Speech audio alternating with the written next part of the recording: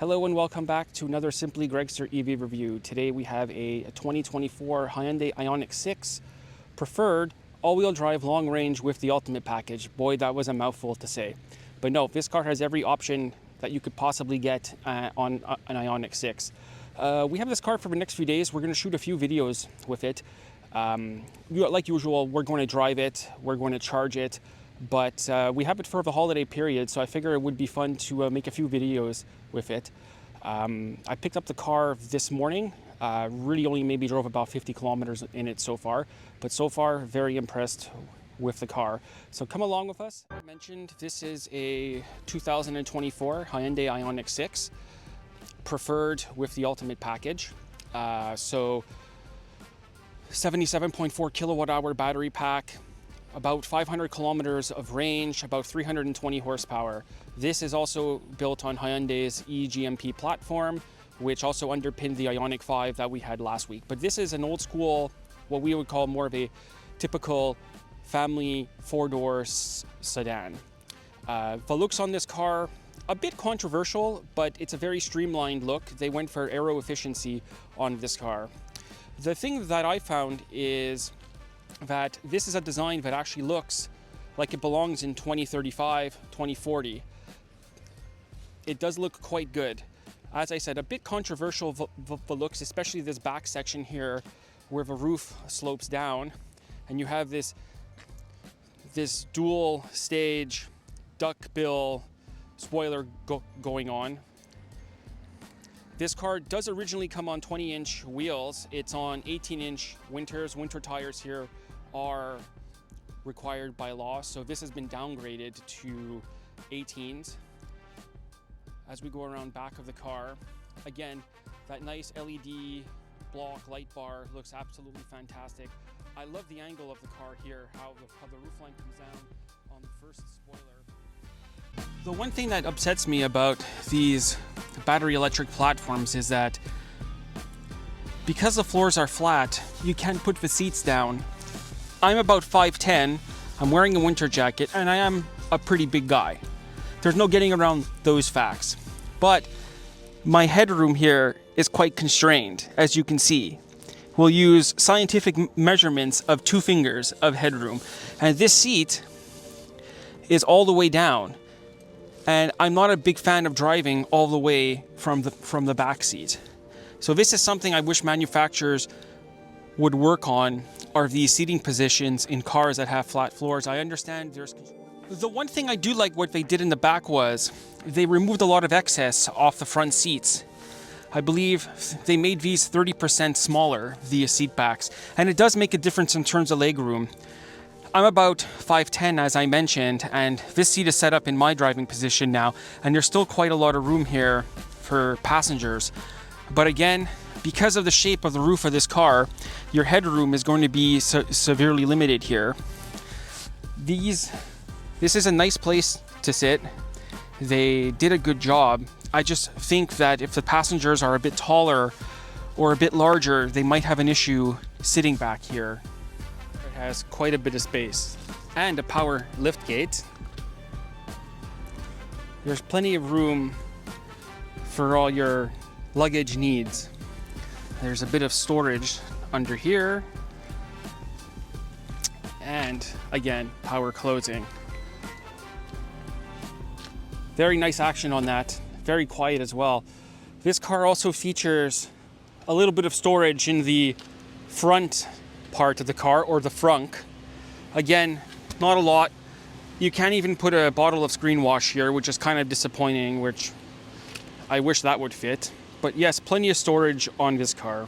Another interesting feature with this car is that it will do vehicle to load. It will do 120 volts up to 16 amps of external power. So you could plug in, well, whatever you want, including our Christmas alpaca to entertain the children in case you forgot a generator and you're away and the children are sad and crying. Well, not today.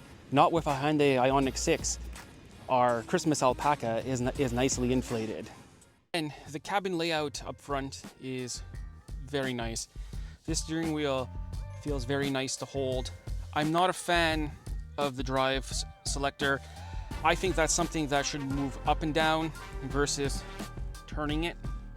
I feel that that's a bit annoying actually. It's not, for me anyways, it's not a natural reaction in a car to have to turn a knob to get it to move. It should be up and down. That's a much better way, I think, of doing it. You have your two screens. Again, this one displays driving information, your range. We're showing 385 kilometers, 89% state of charge. You have all your lane following, your radar guided cruise control. You have all your button layout here to activate the climate control, maps. Again, physical volume knob. It's nice to see that. You have your climate control on your information screen here. Again, takes some time to use. I found heated and ventilated seats, which are very nice. You could go through here. You could map. Very nice layout. I love the center consoles. I know.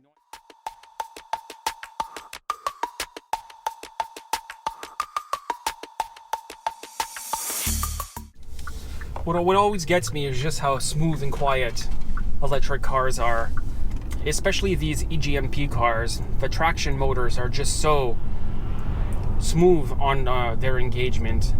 There's no, as I mentioned before, there's no lag or delay in the engagement of the motors.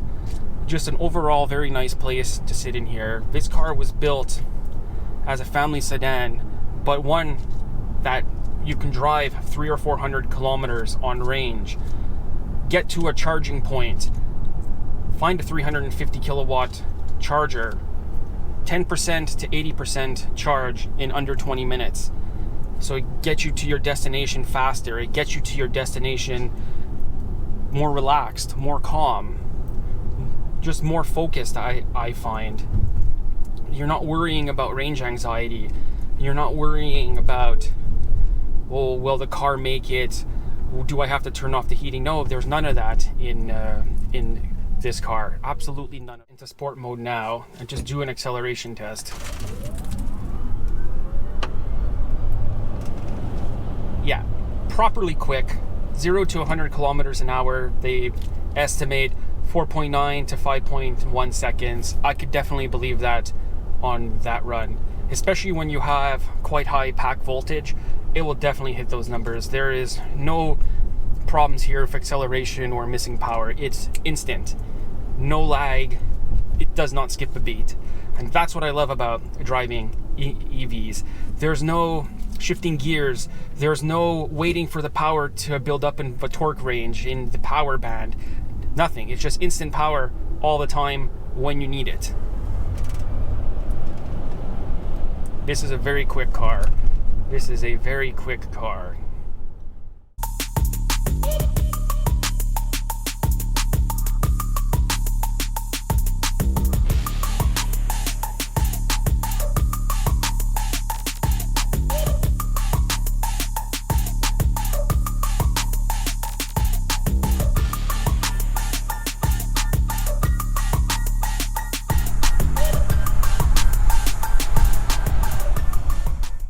Have just arrived to the Formula One track, where they have the Canadian Grand Prix. As you know, it's built on a separate island. They just repaved a lot of this track, actually. I don't think we're going to have very long here. Security is very strict if you spend a lot of time here. So maybe we could stay for 5 or 10 minutes before they kick us out. It won't be the first time I've been kicked out from here.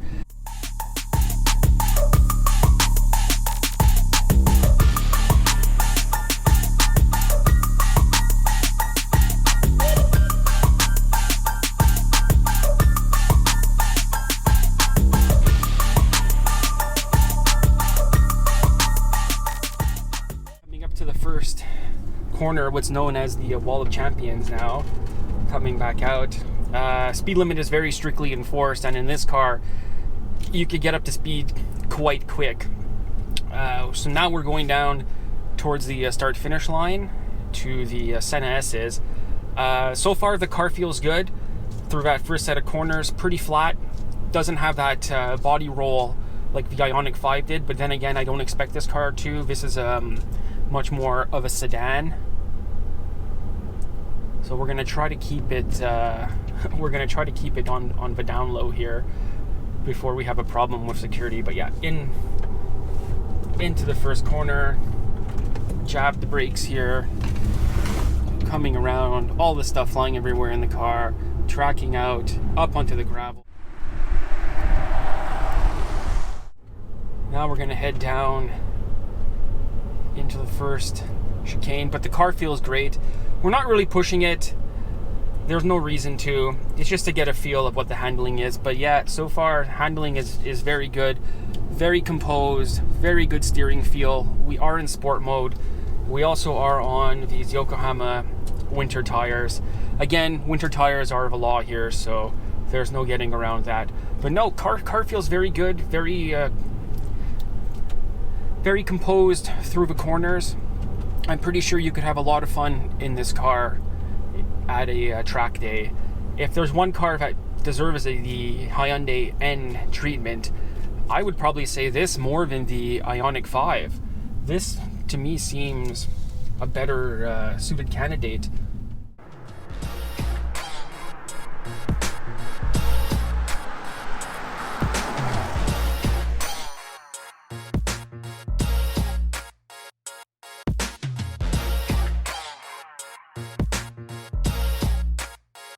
Let's go.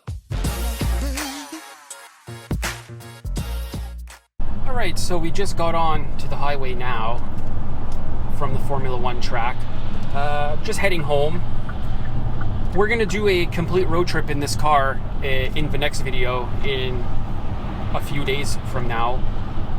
But so far, my impressions on the highway are quite impressed. It's very quiet in here. A bit of tire noise from the winter tires combined with the concrete road. That's probably what you're hearing on camera, but it is a bit loud in here, but it is because of the road. The car is very smooth. I find the car has a very velvet ride. It feels like you're riding on a cloud of velvet. Very smooth, very comfortable. I prefer the seats in this car over what was in the Ioniq 5. I didn't quite like those seats. These seats feel much more comfortable, much more a bit more supportive. I wouldn't say much more supportive, just a bit more supportive. But no, everything is good in here. All is well. We're just heading home now.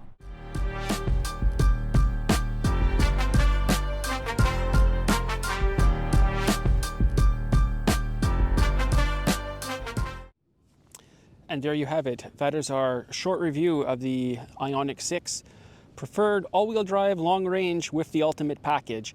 As I said, we're going to film a few videos with this car. We have the up-and-coming road trip, which I look forward to because the car performed absolutely brilliant today. Very comfortable to drive, very nice place to sit. This is such an impressive car. If you would have told me 20 years ago that Hyundai would have been making cars like this in 2023 going on to 2024, I would have said impossible. They're nothing but an econo box company that cars last 4 years and they end up in the scrapyard after. No, this is such an impressive car. I cannot believe how far this company has come in terms of quality, dynamics, driving fun, driving feel, power. It's such an impressive turnaround. And personally, this is one of the best cars I have ever driven. And I've driven a lot of cars, as I mentioned before. This is a very impressive car to drive. I would highly recommend buying one of these cars. And I hope you enjoyed watching this video, and I hope you enjoyed watching our forthcoming videos on this car. Thank you, and have a nice day.